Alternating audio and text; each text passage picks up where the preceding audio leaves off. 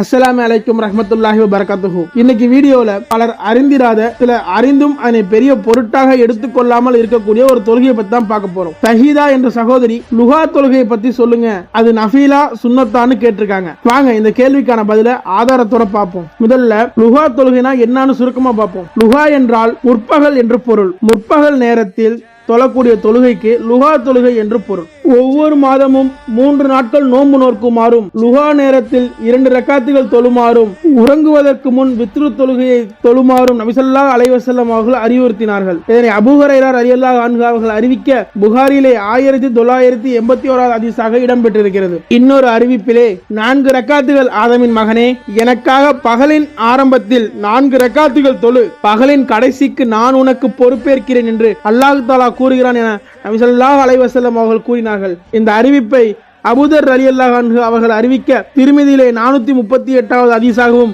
அகமதிலே 26208வது ஹதீஸாகவும் இடம்பெற்றுள்ளது. இதன் மூலம் 2 விஷயங்கள் தெளிவுபடுத்தப்படுகின்றன. லுஹா தொழுகைக்கு ரக்காத் எண்ணிக்கைகள் இல்லை. 2 ரக்காத்துகளும் தொழுது கொள்ளலாம், 4 ரக்காத்துகளும் தொழுது கொள்ளலாம். இரண்டாவது, இறைவன் ஆதமின் மகனே என்று கூறுவதாக நபி ஸல்லல்லாஹு அலைஹி வஸல்லம் அவர்கள் கூறுவதால் இது நபி அவர்களுக்கும் பொருந்தும். ஆக நபி ஸல்லல்லாஹு அலைஹி வஸல்லம் அவர்களும் லுஹா தொழுகையை தொழுதுள்ளார் என்பது இதிலிருந்து விளங்குகிறது. நபி ஸல்லல்லாஹு அலைஹி வஸல்லம் அவர்கள் தன் வாழ்நாளில் செய்து காட்டிய அமல்கள் அனைத்தும் சுன்னத்தாகும். அப்போ லுஹா தொழுகையும் சுன்னத்தான தொழுகைதான் என்பதுதான் சகோதரின் கேள்விக்கான பதில். இது மாதிரி வேற ஏதாவது சந்தேகங்கள் இருந்தால் கமெண்ட் பண்ணுங்க, வரக்கூடிய வீடியோக்கள்ல அதுக்கான பதிலை பதிவிடுறேன். ஆக முற்பகல் நேரத்தில் லுஹா தொழுகையை தொழுது பகலின் கடைசி வரை அல்லாஹ்வின் பாதுகாப்பில் இருக்க ஏக இறைவன் அருள் புரிவானாக. ஆமீன். அஸ்ஸலாமு அலைக்கும் வரஹ்மத்துல்லாஹி வபரகாத்துஹு.